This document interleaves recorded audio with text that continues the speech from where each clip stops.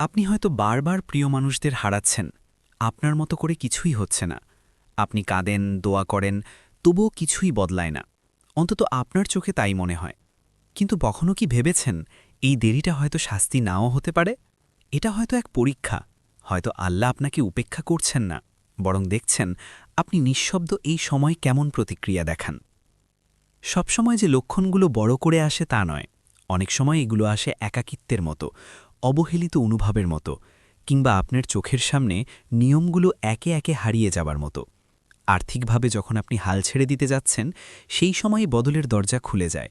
আল্লাহ তখনই আপনাকে এমন কিছু পাঠান যেটা আপনি হয়তো আর পাওয়ার আশা করছিলেন না। তবে একটি জিনিস আমরা অনেকেই বুঝতে পারি না, এই রহমতগুলো হঠাৎ করে আসে না। এর আগে কিছু স্পষ্ট লক্ষণ দেখা যায়। আর যদি আপনি এই লক্ষণগুলোর ভেতর দিয়ে যাচ্ছেন, তাহলে বুঝে নিন আপনার জীবনে বড় কিছু আসতে চলেছে। এই ভিডিওতে আমি শেয়ার করব 7টি সূক্ষ্ম কিন্তু খুবই শক্তিশালী লক্ষণ, যেগুলো দেখায় আল্লাহ একজন নারীকে তার চাওয়ার থেকেও বড় কিছু দেওয়ার জন্য প্রস্তুত করছেন। তাই দয়া করে স্কিপ করবেন না, বা পরে দেখার জন্য রেখে দেবেন না, কারণ পরে হয়তো ভিডিওটা আর ফিরে নাও আসতে পারে। আর যদি এই 7টির মধ্যে অন্তত একটি লক্ষণ আপনার জীবনের সঙ্গে মিলে যায়, তাহলে আপনার বর্তমান কষ্টগুলোকে আপনি একদম নতুন চোখে দেখতে পারবেন ইনশাআল্লাহ। আমি আশা করি এই ভিডিও থেকে আপনি এমন কিছু পাবেন যেটা একদম ব্যক্তিগত মনে হবে, যেটা হয়তো আগে কখনো শোনেননি।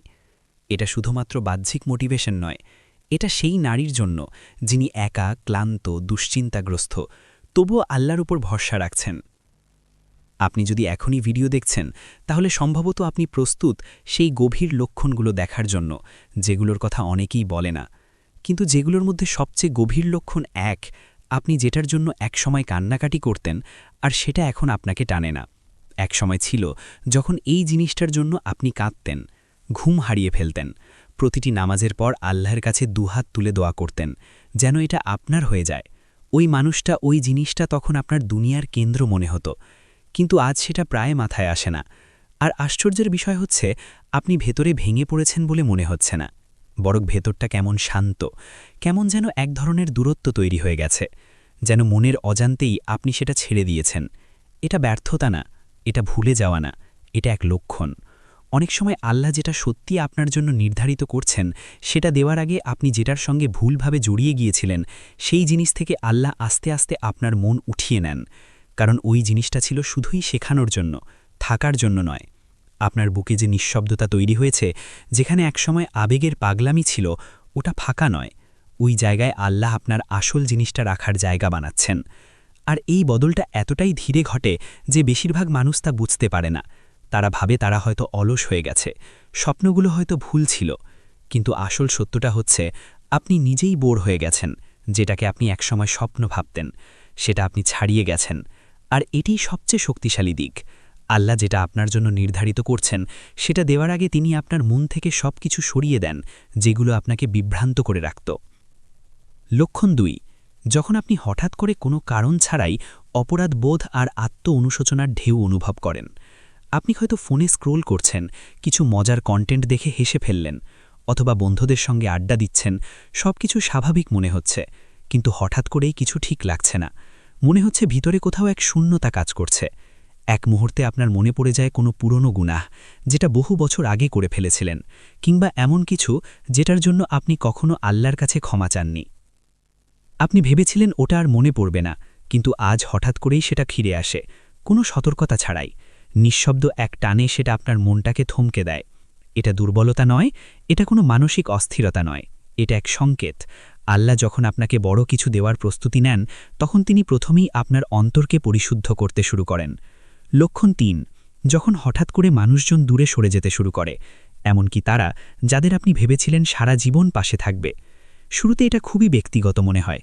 দূরত্বটা, নীরবতাটা, যাদের আপনি ভরসা করতেন, ভালোবাসতেন, ভেবেছিলেন সবকিছুর মাঝেও তারা পাশে থাকবে, কিন্তু তাদের আচরণ হঠাৎ বদলে যেতে থাকে। একজন দুজন করে সরে যেতে থাকে। কথা বলাটা শুকনো হয়ে যায়, ফোনে আর আগের মতো উত্তর আসে না, পরিকল্পনা বাতিল হয়ে যায়, আর সবচেয়ে কষ্টের বিষয়, কেউ কোনো কারণও বলে না। তখন আপনি নিজেকেই দোষ দিতে থাকেন। আমি কি কিছু ভুল বলেছি? আমি কি যথেষ্ট ভালো ছিলাম না? মনে হয় আমি কাউকে ধরে রাখার মতো গুরুত্বপূর্ণ নয়। কিন্তু যদি আসলেই এসব কিছুই সত্য না হয়, যদি এই একাকিত্ব, এই হঠাৎ নীরবতা আসলে দুনিয়ার দিক থেকে মুখ ফিরিয়ে নেওয়া না হয়ে বরং আল্লাহর পক্ষ থেকে নতুন দিক নির্দেশনা হয়। সূরা আনফালে আল্লাহ বলেন, জেনে রাখো আল্লাহ একজন মানুষ এবং তার হৃদয়ের মাঝখানে অবস্থান করেন। মানে কখনো কখনো আল্লাহ ইচ্ছা করেই আপনার আর কারো মাঝে এক অদৃশ্য দেওয়াল দাঁড় করিয়ে দেন, আপনাকে কষ্ট দেওয়ার জন্য নয়, বরং আপনাকে এমন কিছু থেকে রক্ষা করার জন্য যা ভবিষ্যতে আপনার হৃদয়কে আঘাত করত, কিংবা সেই জায়গাটা ফাঁকা করে দেন যাতে ভালো কিছু সেখানে আসতে পারে। একবার চিন্তা করুন, যদি সবাই থেকে যেত, যদি সব সম্পর্ক ঠিকঠাক চলত, তাহলে কি আপনি আজ আল্লাহর দিকে এইভাবে ফিরে আসতেন? আমরা অনেক সময় বুঝতে পারি না আমরা কতটা মানুষ নির্ভর হয়ে গেছি, যতক্ষণ না আল্লাহ একে একে সবাইকে সরিয়ে নেন, যেন মনে করিয়ে দেন কে আসলে সব সময় পাশে থাকেন। এটা স্বীকার করা কঠিন, কিন্তু লক্ষ্যটা খুব স্পষ্ট। এই নীরবতা আপনাকে শোনায়, এই শূন্যতা আপনাকে নামাজে দাঁড় করায়, এই নিঃসঙ্গ রাতগুলো আপনাকে সিজদার জায়গায় এনে দেয়, আর সেখান থেকেই পরিবর্তনের শুরু হয়। এটা পরিত্যাগ নয়, এটা পরিশুদ্ধি। সবসময় রহমত মানুষের ভিড়ের মাঝে আসে না, কখনো কখনো রহমত আসে বিচ্ছেদের পর, যখন চারপাশে শব্দ বন্ধ হয়ে যায়, যখন মনোযোগ ফিরিয়ে আনা হয়, যখন চারপাশে কেউ থাকে না, শুধু আপনি আর আপনার রব। তাই আপনি যদি এখন মানুষের সঙ্গে সম্পর্ক হারিয়ে ফেলছেন, তাড়াহুড়ি করে জায়গা পূরণ করবেন না, দ্রুত প্রতিস্থাপন করার চেষ্টা করবেন না। চুপ করে বসে থাকুন, আল্লাহকে তার কাজ করতে দিন। কারণ যে চলে যাচ্ছে সে আপনার পরবর্তী অধ্যায়ের অংশ ছিল না, আর সামনে যে অধ্যায় আসছে সেটা আগের সব কিছুর চেয়েও অনেক বেশি সুন্দর। আর যদি এখনও মনে কষ্ট লাগে, তাহলে নিজের মনকেই এই হাদিসটা মনে করিয়ে দিন। তুমি যদি আল্লাহর জন্য কিছু ছেড়ে দাও, আল্লাহ অবশ্যই সেটার চেয়ে ভালো কিছু দিয়ে তা পূরণ করবেন। এটা শেষ নয়, বরং এটা হলো নতুন কিছু আসার পথ পরিষ্কার করা, এক নতুন শুরুর প্রস্তুতি। লক্ষণ ৪। পরীক্ষা এখনও আসছে, কিন্তু আপনার প্রতিক্রিয়া একেবারে বদলে গেছে। হ্যাঁ, জীবন এখনও আপনাকে পরীক্ষা করছে, সমস্যাগুলো এখনও পুরোপুরি শেষ হয়নি, দুঃখ, কষ্ট, হতাশা সবই আছে, কিন্তু আপনার ভেতরের অনুভূতিটা একদম আলাদা। আগে যেটা হলে আপনি আতঙ্কে ভেঙে পড়তেন, এখন সেখানে আপনি কিছুক্ষণ চুপ করে থাকেন। আগে আপনি বলতেন, কেন আমার সাথেই এমন হয়? এখন আপনি আস্তে করে বলেন, আলহামদুলিল্লাহ। না, আপনি অনুভূতিহীন হয়ে যাননি, না, আপনি হেরে যাননি, আপনি বদলে গেছেন। আর এই পরিবর্তন হঠাৎ আসেনি, এটা আল্লাহর কাছ থেকে এসেছে। কারণ আল্লাহ যখন আপনাকে বড় কিছু দেবার প্রস্তুতি নেন, সবার আগে তিনি আপনার মনকে শান্ত করেন। জীবনের ঝড় থেমে যায় না, কিন্তু আপনার নাঙরটা মজবুত হয়ে যায়, আপনার প্রতিক্রিয়া বদলে যায়। বেশি ধৈর্য, বেশি নীরবতা আর বেশি বিশ্বাস। আগে আপনি কষ্ট করলে মানুষের কাছে বলতেন, এখন আল্লাহর সঙ্গে কথা বলেন। আগে সামাজিক যোগাযোগ মাধ্যমে নিজের যন্ত্রণার গল্প শেয়ার করতেন, এখন সিজদায় মাথা রাখেন। এখন মনে হয় এই পরীক্ষাগুলো শাস্তি না, বরং প্রস্তুতি। আল্লাহ বলেন, নিশ্চয়ই আল্লাহ ধৈর্যশীলদের সঙ্গে আছেন। এই ধৈর্য শুধু চুপ করে থাকার নাম নয়, এই ধৈর্য মানে আপনার মন কিভাবে এই দেরির সময়টা সামলাচ্ছে। উত্তর দেরি হলেও মুখে হাসি রাখা, কেউ প্রশংসা না করলেও সঠিকটা করে যাওয়া। আপনার এই নতুন প্রতিক্রিয়া, এই শান্ত শক্তি, যেটা আগে কখনো টের পাননি, এটাই আসলে আল্লাহর সংকেত। কারণ আল্লাহ আপনার পরিস্থিতি বদলানোর আগে আপনাকেই বদলে দেন।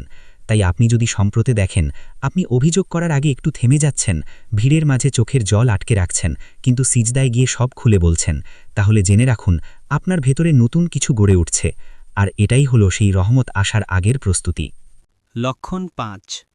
যখন আপনার দোয়াগুলো বদলাতে শুরু করে, আরও নির্দিষ্ট, আরও সৎ এবং আরও আবেগপূর্ণ হয়ে ওঠে। আপনি বারবার নিজেকে জিজ্ঞেস করেন, আমার দোয়া এখনও কবুল হচ্ছে না কেন? আপনি তাহাজ্জুদে কেঁদেছেন, সিজদায় মাথা রেখে দোয়া করেছেন, বৃষ্টির সময়, রোজা রেখে, প্রতিটি নামাজের পর দোয়া করেছেন। তবুও চারপাশে শুধু নীরবতা। তখন মনে হয়, আমি কি ভুল কিছু বলেছি? আমি কি যথেষ্ট ভালো না? আল্লাহ কি আমার ওপর রাগান্বিত? এই নীরব প্রশ্নগুলো অনেকের মনেই ঘরে, কিন্তু কেউ মুখে বলে না। কিন্তু আসল সত্য হল, যখন আপনার দোয়াগুলো বদলাতে শুরু করে, তখন সেগুলো আরও খোলামেলা, আরও নির্দিষ্ট, আরও গভীর হয়ে যায়। আর তখনই বুঝতে হবে ভেতরে কিছু বদলাচ্ছে। শুরুর দোয়াগুলো সাধারণত এমন হয়, হে আল্লাহ, আমাকে ভালো কিছু দিন। কিন্তু যখন আল্লাহ আপনাকে কোনো বড় কিছু দেওয়ার জন্য প্রস্তুত করতে থাকেন, তখন আপনি মুখে নয় বরং বুকের ভেতর থেকে নির্দিষ্ট করে চাওয়া শুরু করেন। তখন আপনি বলেন, হে আল্লাহ, আমাকে শান্তি দিন। হে আল্লাহ, আমাকে সত্যিকারের কিছু দিন। আপনি আর আগের মতো চকচকে জিনিসের পেছনে দৌড়ান না। এখন আপনি চান যেটা স্থির, যেটা পবিত্র, যেটা আল্লাহর পক্ষ থেকে আসে, শুধু নিজের কল্পনার ফল নয়। আল্লাহ কুরআনে বলেন, তোমরা আমাকে ডাকো, আমি তোমাদের উত্তর দেব। এটা তার ওয়াদা। কিন্তু রাসূলুল্লাহ সাল্লাল্লাহু আলাইহি ওয়াসাল্লাম আমাদের বুঝিয়ে দিয়েছেন এই ওয়াদা সবসময় আমাদের প্রত্যাশামতো পূর্ণ হয় না।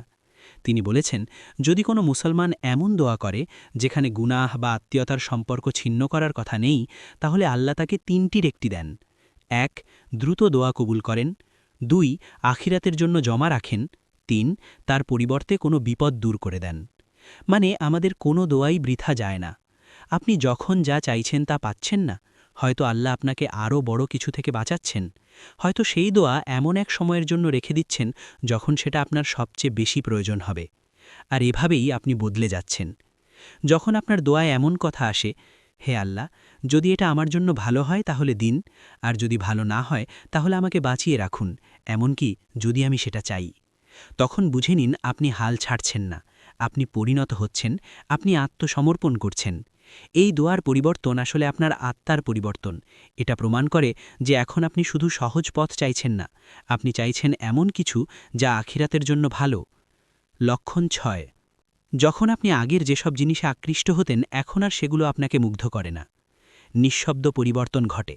যেসব জিনিস একসময় আপনাকে উত্তেজিত করত এখন আর সেগুলো তেমনভাবে চান না। অকারণে স্ক্রল করা, পার্টি, ভালো লাগার নামে প্রশংসা খোঁজা, পারফেক্ট ছবি তুলে সেটা পোস্ট করা, এই সাময়িক আনন্দগুলো হঠাৎ ছোট ছোট লাগে। মনে হয় এগুলো কোনো এক পুরনো আপনার অংশ ছিল, যাকে আপনি অজান্তেই ছাড়িয়ে গেছেন। এটা এমন না যে আপনি নিস্তেজ হয়ে গেছেন, বরং আপনি ক্লান্ত এই ভান ধরে রাখা থেকে, যেটাকে আপনাকে আনন্দ মনে করানো হয়েছিল। আগে যেসব বন্ধুত্ব আপনাকে টানত, যেসব স্বীকৃতি ভালো লাগত, যেসব স্বপ্ন আপনাকে তাড়িয়ে বেড়াত, এখন সবই ভারী লাগে, পূর্ণতা দেয় না। আপনি আর কারো দৃষ্টি আকর্ষণ করতে চান না, আপনি আর বাইরের কোলাহল খুঁজে বেড়ান না। এটা হতাশা নয়, এটা আত্মিক উন্নতি। কারণ আল্লাহ যখন আপনাকে পবিত্র কিছু দিতে চান, তখন আগে ধীরে ধীরে আপনাকে সব কিছু থেকে মুক্ত করেন যেগুলো আপনার অন্তরকে অসার করে রেখেছিল। সূরা কাহাফে আল্লাহ বলেন, তুমি ধৈর্য ধরে তাদের সঙ্গে থাকো যারা সকাল সন্ধ্যায় তাদের প্রতিপালককে আহ্বান করে তার সন্তুষ্টি লাভের আশায়, আর দুনিয়ার চাকচিক্যের দিকে তাকিও না। এই আয়াত আপনার ভেতরের সেই পরিবর্তনকে প্রতিফলিত করে, যখন আপনি উত্তেজনার বদলে নীরবতা বেছে নেন, অস্থিরতার বদলে গভীরতা চান। লক্ষণ ৭। যখন আপনি ফলাফলের প্রতি আর আসক্ত নন, কিন্তু আপনার চেষ্টা একই রকম থাকে। এটা সবচেয়ে শান্ত লক্ষণ, কিন্তু সবচেয়ে শক্তিশালীগুলোর একটি। আপনি এখনও দোয়া করছেন, আপনি দায়িত্ব পালন করছেন, নামাজ পড়ছেন, চেষ্টা করছেন, কিন্তু এবার আপনি ফলাফলে আটকে নেই, আপনি পুরো ফলাফল আল্লাহর হাতে ছেড়ে দিয়েছেন। এর মানে এই না যে আপনি আর পরোয়া করেন না, বরং আপনি এমন এক পর্যায়ে পৌঁছেছেন যেখানে আপনি বিশ্বাস করতে শিখেছেন, যদি এটা আমার জন্য নির্ধারিত হয় তাহলে এটা আমাকে খুঁজে নেবে, আর যদি না হয় তাহলে নিশ্চয়ই আল্লাহ আমার জন্য আরও ভালো কিছু প্রস্তুত করেছেন। এখন আপনি আর বারবার ফোন চেক করেন না, কাঙ্ক্ষিত ফোন কলের অপেক্ষায় থাকেন না, পুরনো কথোপকথন নিয়ে মাথা ঘামান না। পরিকল্পনা ঠিকমতো না চললেও আপনি ভেঙে পড়েন না, কারণ এখন আপনি আপনার চেষ্টা থেকে আল্লাহর পরিকল্পনার উপর আস্থা রাখতে শিখেছেন।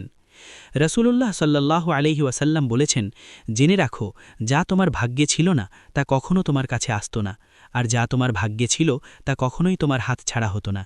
এই বিশ্বাসই শান্তি। আসক্তি ছেড়ে দেওয়া মানে উদাসীনতা নয়, এটা মানে হৃদয়ের মুক্তি।